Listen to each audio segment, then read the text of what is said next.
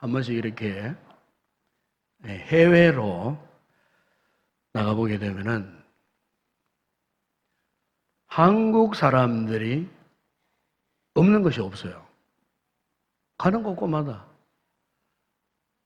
한국 사람들이 왜 그렇게 많은지, 이게 지금 좋은 현상인지 나쁜 현상인지, 뭐 좋은 현상이겠죠. 네, 그만큼 우리가 이제 경제적으로 잘 살고, 또 나라 입장에서도 이 나라가 세계 경제 11대 대국입니다. 이미 국민소득 GNP가 뭐 3만 번 넘었다고 할 정도로 이제는 선진국 대열에 뭐 들어섰다고 봄이 옳습니다. 그래서 그런지 여행을 해보게 되면은 막 가는 곳곳마다 이 한국 사람들이 얼마나 많이 있는지 몰라요. 그러니까 여행자 입장에서는 한편으로 좀 든든해요. 왜? 같은 동족들이 어디 가도 있으니까, 볼 수 있으니까 서로 마음으로라도 의지가 되더라. 그 말씀이죠. 이번에 우리가 이제 몽골 단기 선교팀들이 몽골로 다녀왔습니다. 저는 몽골 뭐 생전 처음 가봤습니다.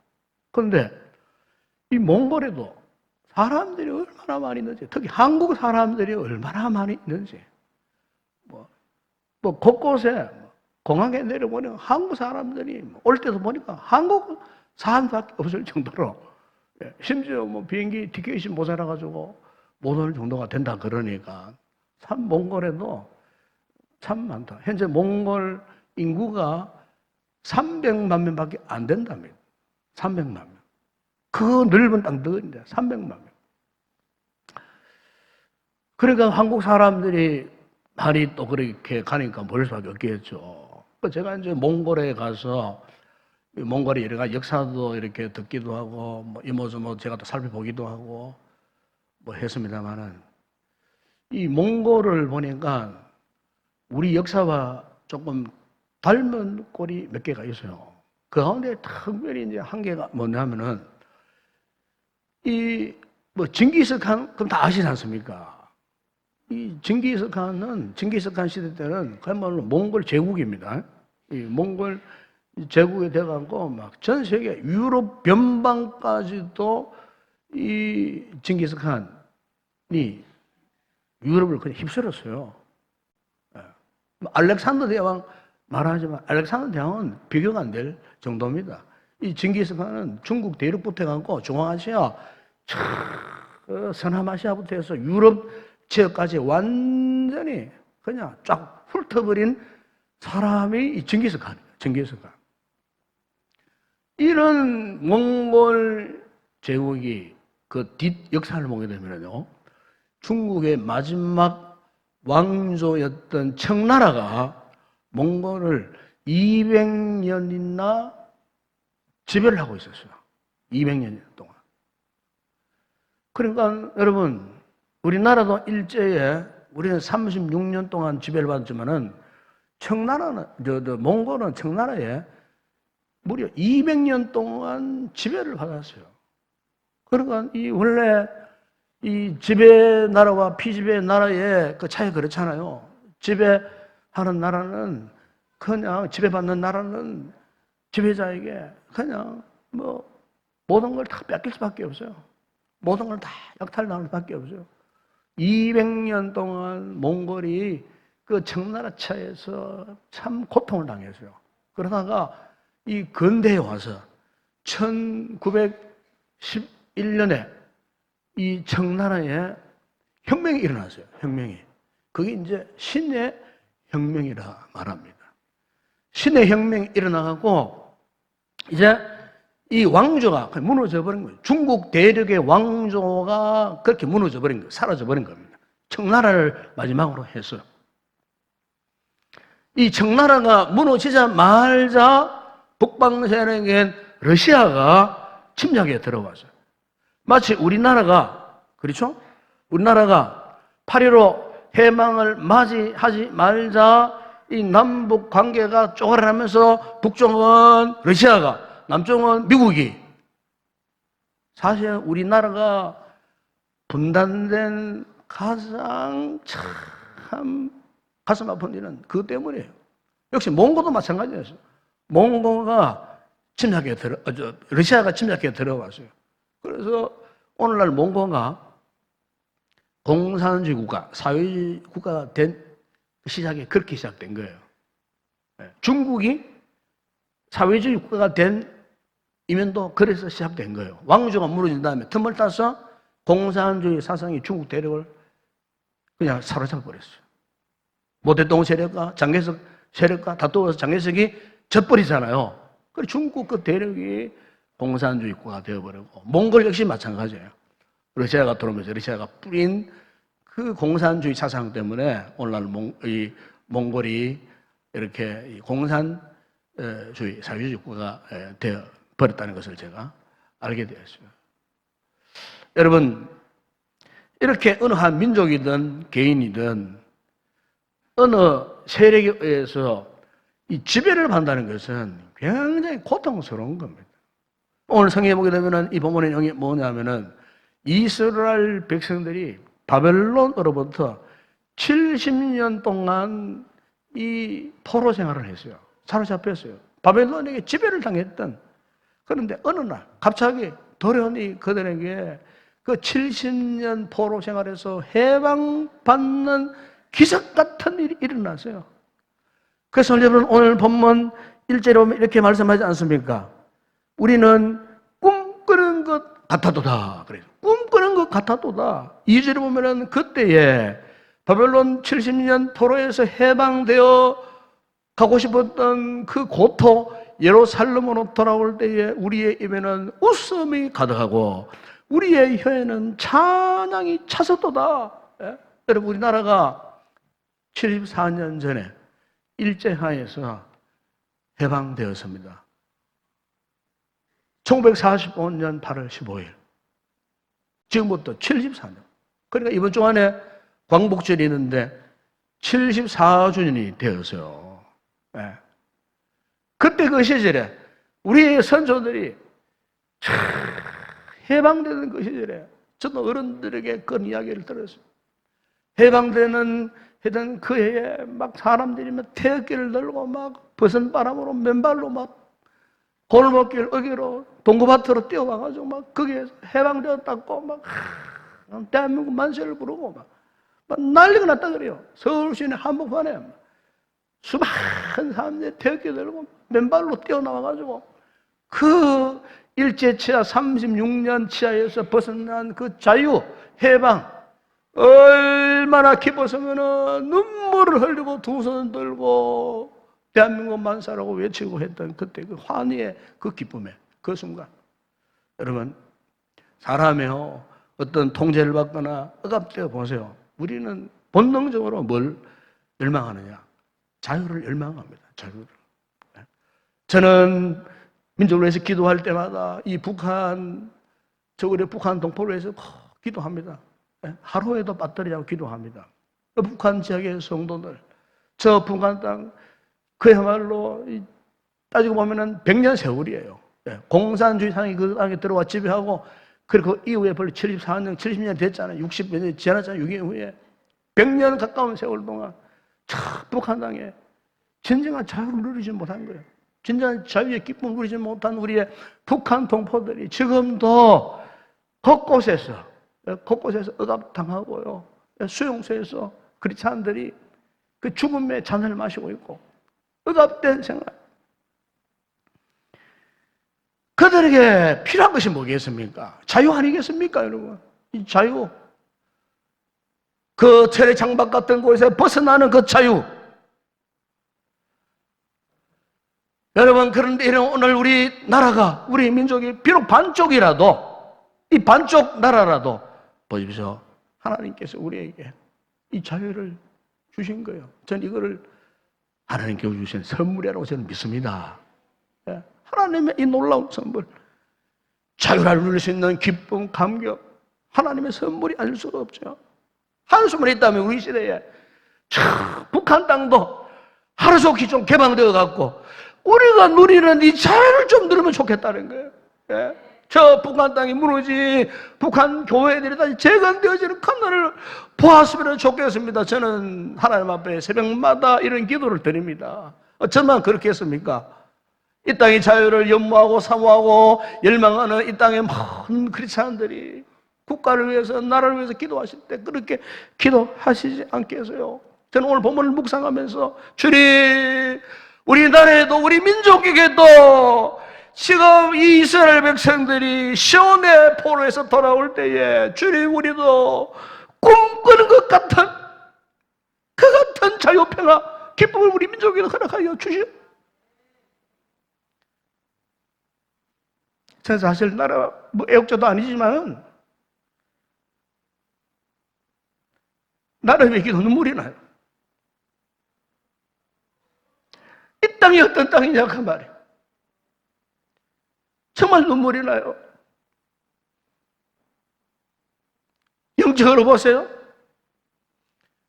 오늘 여기 본문에 보면 이스라엘 백성들이 70년 동안 하박국 1장 6절에 보게 되면 그들이 갈대아인들 지하에 있었다. 그들이 어떤 사람들이냐? 사납고 성급한 두렵고 무서운 자들. 표범보다 빠르고 저녁 이리보다 사납고 마치 먹이를 움키려 하는 독수리 같고 강포를 행하는 자들. 무서운 갈대아인들의 그 무서운 발톱 아래, 그 말발굽 아래, 그것도 70년 동안 억누리고 자유를 빼앗긴 채 절망해설돼요. 그 누가 봐도 그들에게 소망이 없었어요. 불가능했다 그 말이에요. 오늘 우리 민족을 돌아보면은 마치 소망이 없는 이 이스라엘 백성들 같아요. 국내의 상황을 보다도 그렇고 국내외의 상황을 보다도 그렇고 우리 민족이 역시 약소국이구나. 야만 설 수 없고 참 민족이고 정말 눈물이 나요. 기도하면은 그나마 이제는 살만할 것 같은데도 아직 우리가 멀었구나 그 싶은 생각이 들어요. 저 북쪽에 철없는 김만복이 씨는 천할 만나면 나라면 심지하면 뭐 불꽃놀이라도 뭐 펑펑 쏘아대고 어떻게 같은 민족 같은 동족으로서 어떻게 그렇게 생각이 다른지 예?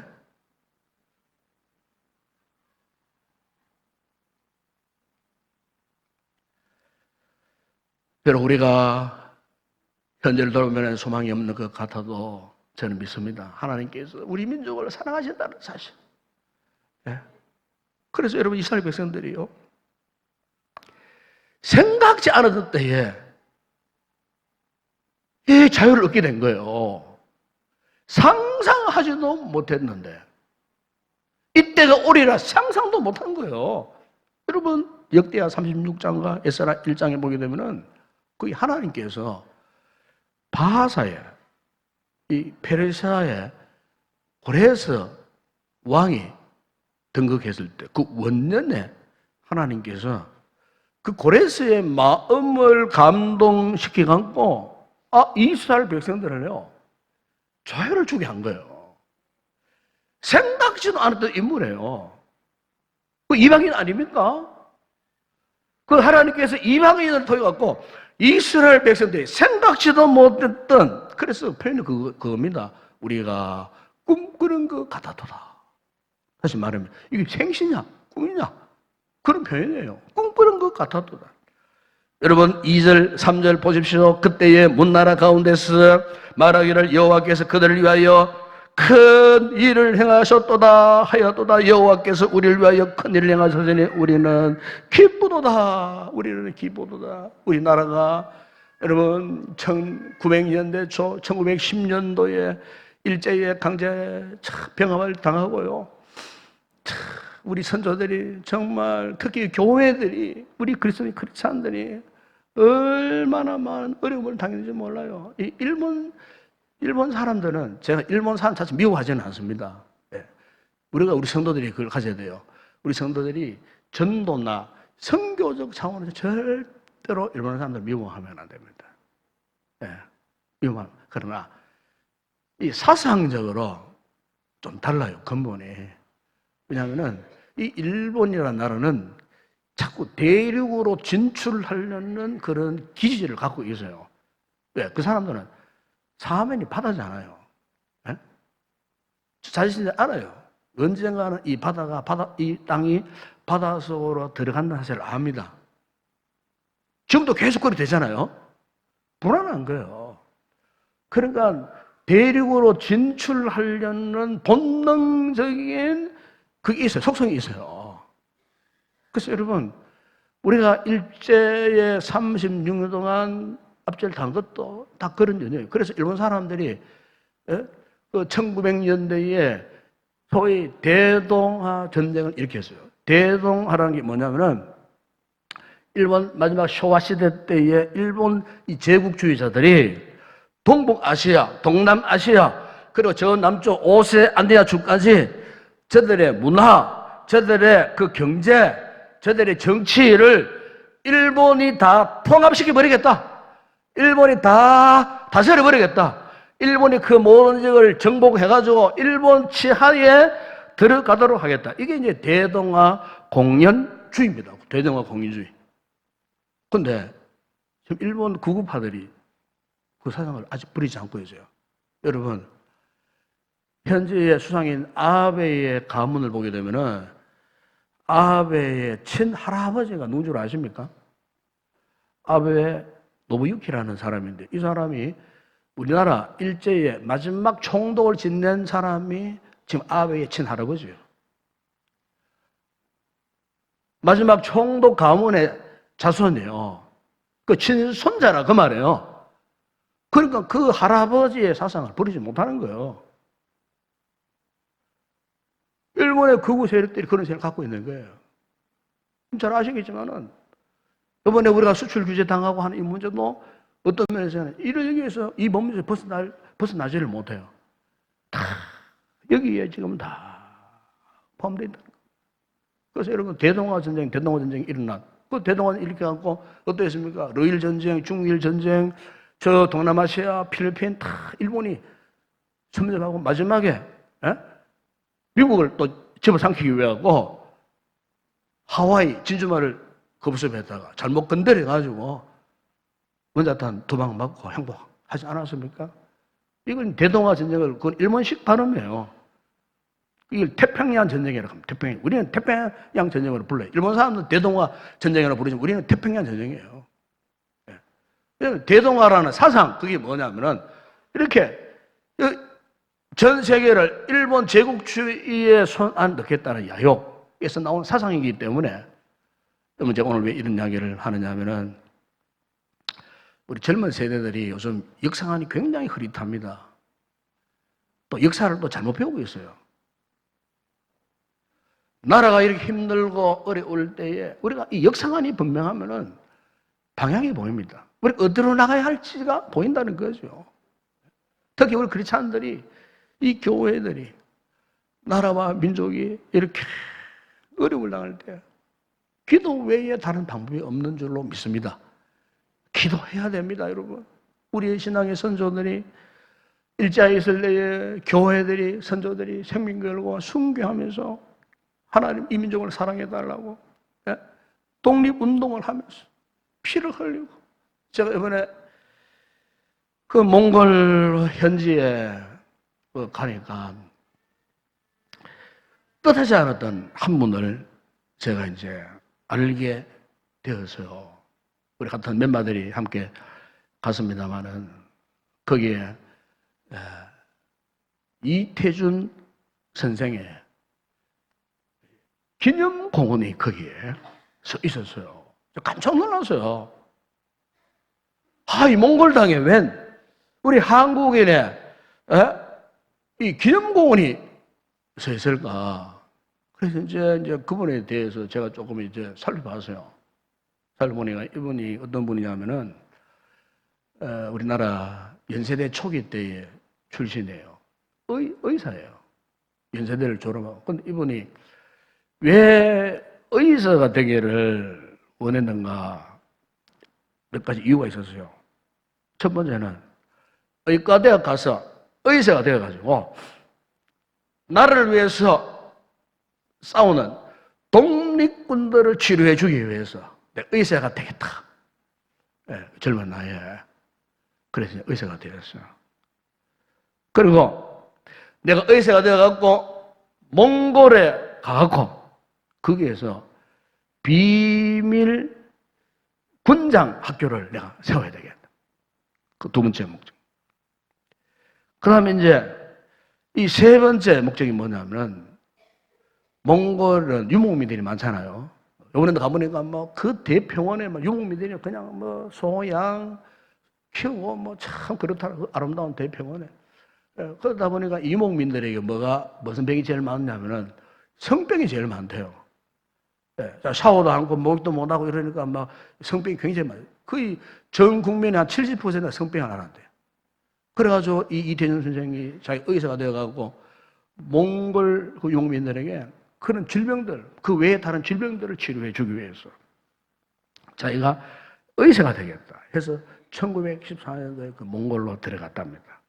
몽골로 들어갔는데 그 당시만 하더라도 몽골에는요 연설에 현대 이런 의학병원이 전혀 없었대요.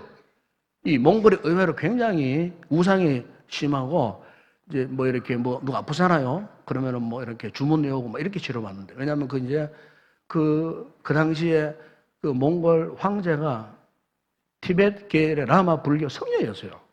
그분이 제8대 마지막 왕 이름이 잽툰 담바 구툭투라고 하는 이름이 참 이상합니다. 이런 이름을 가진 왕이 있었어요. 어느 날 왕이 아팠대요. 그런데 이제 이 대선생이 가가지고 왕을 치료해 줘버린 거예요. 너무너무 신기해하는 거예요. 그 여타하는 질병들을 현대 의학으로 막 치료하니까 너무너무 신기한 거예요. 그래서 나중에 이 쿠두트 왕이 당신 그러지 말고 나의 의가 되어달라. 왕의 주치가 되어달라. 그래서 이태준 선생이 그때부터 이제 이 왕의 주치가 되어가고 왕의 의가 된 거죠. 되어가지고 이제 이렇게 참 하면서 왜 그렇게 했느냐? 목적이 분명히 있다는 겁니다. 우리 대한민국의 자유와 독립을 위해서. 자기가 돈을 많이 벌어가지고 독립군들에게 자금을 조달해 주기 위해서 일단은 그 땅에 사는 동안 그들에게 신임을 받고 해야 되지 않겠나. 이렇게 해서 그가 병원을 세웠어요. 그가 지금 돌아가신 지 꽤 되지만은 현재의 박판태라는 분이 어느 교회의 후원을 받아가지고 거기에 호스피스 병원 생활을 하고 있다 그래요. 그 병원에는 치료비를 전혀 안 받아요. 누구든지 오면은 다 치료를 해줘요. 심지어 뭐 신장 투숙하는 분들, 몽골에 기회가 없으니까 한국에서 공수해 가가지고 신장 투수도 무료로 공짜로 다 해주고 그런데 그 병원 안에 십자가가 딱 붙어 있어요. 그 병원의 목적이 분명하다는 거예요. 그 일을 통해서 몽골인들에게 예수 그리스도의 복음을 전하기 위해. 제가 이번에 갔던 울만트라 그게 안디옥 교회를 가보니까 그 목사님 현재 울란바토르 지역에 6개의 교회를 개척하셨어요. 그 안디옥 장로교에 우리 교사들이 가서 사역을 했는데 참 아이들이 많이 몰려와서 사진 좀 떼어보세요. 그 해가지고 참 너무너무 아름다운 참 많은 아이들이 와가지고 뭐 얼마나 찬양을 열심히 하고 막 기쁘게 즐겁게 우리 선생님들이 정말 너무너무 감격스러웠어요. 너무너무 기쁘고 즐겁고 거기 봉사들 현재 그 교사들조차도 막 훈련이 얼마나 잘 돼 있는지 그 몽골 땅에 그 천 성교사님이 참 몽골 땅에 갔을 때는요 이런 교회들이 없었다는 거예요. 이런 교회들이 전혀 없었다는 거예요. 지금 6개 교회를 개척한 두 번째 그게 새벽기도에 말씀드렸습니다만은 저 교회도 그 장애인을 위해서 그 교회를 개척을 했는데 자신의 그 모든 사절을 투자해가지고 예배당을 건립하고 그렇게 했는데 하나님의 은혜 속에요. 그 가운데 복음이 힘있게 전파되어지는 그 같은 모습을 저희들이 보고 섬기는 중. 마지막 헤어져서 나오는데 막 서로 껴안고 눈물 흘리고 아이들이 눈물 흘리고 막 마지막까지 막 그 예배당 곁에 입구에서 막 손을 흔들고 너무너무 아쉬워하는 이와 같은 장면들을 우리가 생생하게 경험하고 돌아왔어요. 제가 이것을 보면서 하나님께서 우리 민족을 앞으로 어떻게 사용하실 것인가? 일제 36년 그 이후에 6.25 전란 70년대, 60년대에 보릿고개를 넘고 이렇게 우리나라가 건드려되면서 우리가 참 경제적으로 이렇게 성성장구한 이 민족, 우리 대한민국을 앞으로 하나님께서 어떻게 사용하실까? 이스라엘 백성들이 70년 바벨론 포로 생활을 하다가 그들이 해방되어졌을 때의 그 감격 기쁨처럼 오늘 우리 민족이, 오늘 우리 역시도 하나님께서 우리 민족을 통해 주신 이 자유에 대해서 우리의 의미를 알고 참 가치 있게 살아가야 되지 않겠나, 저는 그렇게 믿습니다. 예. 이런 하나님의 축복을 받은 우리가, 여러분, 저는 이렇게 생각해요. 우리 민족이 나라가 더 이상 죄를 지으면 안 되겠다 생각합니다. 나라의 대통령부터 위정자들부터 하나님이 싫어하시는 법 만들면 안 돼요. 성소수자 위한답시고 동성애 인정하고 법을 만들고 그러면 안 돼요. 여러분, 로마가 왜 망한 줄 아십니까? 딱 하나입니다. 역사적으로 그 이야기합니다. 성적으로 타락했기 때문에 망한 거예요. 제가 작년에 폼페이 그 베수비우스 화산발에가 그 천년 동안 그 화산 자리에 있던 그 지역을 한번 가봤어요. 거기서 발굴되어지는 화상들, 화석들, 정말로 타락한 문화들이에요. 얼마나 타락해. 하나님께서 화산을 폭발해가지고 그 완전 화려했던 그 로마의 최고의 휴양지잖아요. 완전히 화산으로 덮어버렸어요. 그것이 지금 최근에 발굴되기 시작합니다. 보면, 나온 거 보면은 성적으로 얼마나 타락했다. 목욕탕 얼마나 많았는지, 목욕탕 안에서 얼마나 비일비재한 일들이 일어났는지, 폼페이오가 그렇게 망해버린 거예요. 여러분, 오늘 우리 다 마찬가지입니다. 하나님이 싫어하시는 것 하면 안 돼요. 예? 윤리적으로 타락하고 성적으로 타락하고 하나님이 가장 싫어하시는 거예요. 예? 이때 우리 교회들이 할 일이 뭐겠습니까? 하나님 주신 이 자유 대한민국, 이 자유의 땅에서 우리가 해야 할 일이 뭐겠습니까? 오늘 본문 5절 6절에 보세요. 울며 씨를 뿌리라 말씀합니다. 울며 씨를 뿌리라. 네? 무슨 씨입니까? 복음의 씨 아니겠어요? 교회가 이 진정으로 나라를 사랑하는 애국 정신, 우리 기독교가, 우리 성도들이 나라를 진정으로 사랑하는 애국 정신, 저는 그렇게 생각합니다. 복음의 씨앗을 뿌리는 겁니다. 기도하고 복음의 씨앗을 뿌리는 겁니다. 그럼 이 나라 망하지 않습니다.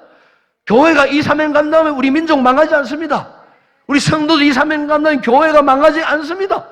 여러분, 역사적으로 1945년 8월 15일 날 해방되고 1948년 5월 31일 날 우리나라에 제1대 재헌의회가 개회가 되었어요. 오늘날 국회, 최초의 국회가 개회가 되었어요. 최초의 국회가 됐을 때 그 당시에 임시의장이었던 분이 이승만 대통령입니다. 이승만 대통령이 198명의 초대 재헌 의원들 앞에서 이런 고백을 해서요, 기록에 남아 있습니다. 오늘 우리가 제일 먼저 할 일은, 광복할 일은, 광복은 하나님의 전적인 은혜로 얻게 된 것이니 우리 모두 하나님께 먼저 기도부터 드립시다. 예. 여러분, 우리 국회의 시작이 이랬습니다. 하나님 앞에 기도했던 국회입니다. 기도해서 이 국회, 나라의 모든 국정 현황들이 기도해서 시작된 나라가 우리 대한민국입니다, 여러분. 예. 백범기 원선생이 백범일지에서 경찰서 10개보다 교회 한 개가 더 위대하다 그랬어요. 우리 애국 지사들이 민족 대표 33인 가운데 거의 3분의 2가 크리스찬들이었습니다. 1919년 3.1 운동, 만세운동 주도 세력들이 교회입니다, 교회. 여러분, 하나님 우리가 이처럼 축복받고 잘 사는 나라를 만드신 것은 다른 거 아니에요. 하나님을 잘 섬기는 나라, 그 백성들을 하나님이 책임져 주시겠다는 것 아니겠습니까? 제 서재에 하늘과 바람과 별과 시라는 아주 귀한 책이 있어요. 거기 보게 되면은 윤동주 시인이 썼는데 십자가라는 제목이 있어요. 그 시 중에 방금 떠오르던 해가 지금 교회당 꼭대기 십자가 위에 머물러 있습니다. 일제시대 때 핍박 가운데 하나님을 인정했던 시인 윤동주가 고백한 내용이에요. 방금 떠오른 해가 지금 교회당 꼭대기 십자가 위에 머물러 있습니다. 무슨 말이겠어요? 하나님이 이 나라를 버리지 아니하시고 반드시 독립의 새로운 날을 허락하시려고 십자가 꼭대기 위에 임재해 계신다는 거. 아멘? 사랑하는 여러분, 그렇습니다. 요즘 우리나라가 국군이 위태롭고 힘들고 어렵다 할지라도 여러분 절망하면 안 됩니다. 교회들이 있는 나라를 위해서 기도하고 있는 우리들이 있는 날, 우리들의 머리 위에 이 예배당 십자가 종탑 위에 하나님의 은혜의 해가 떠올라 있는 줄로 믿습니다. 이 민족 서리지 않습니다. 우리가 있는 동안 하나님의 나라, 그 백성들이 기도하는 이 나라, 이 민족, 하나님이 반드시 새롭게 모든 문제를 해결하시고 우리 민족 영원히 남북 통일이 우리 시대에 반드시 올 줄로 믿습니다. 오늘 이 설교를 하는 이유는 이번 주간 광복절 74주년 날 아니겠어요? 100년이 다 돼갑니다. 100년 앞으로 26년밖에 남지 않았어요. 우리가 정말 기도만 해가지고 하나님, 우리 민족 늦어도 100년 안에는 우리 남북이 하나 되게 하여 주시옵소서. 그러면 기도하시길 바랍니다. 기도 외에 다른 애족이 없습니다. 이런 복된 성도들 다 되시기를 주의 이름으로 축원합니다.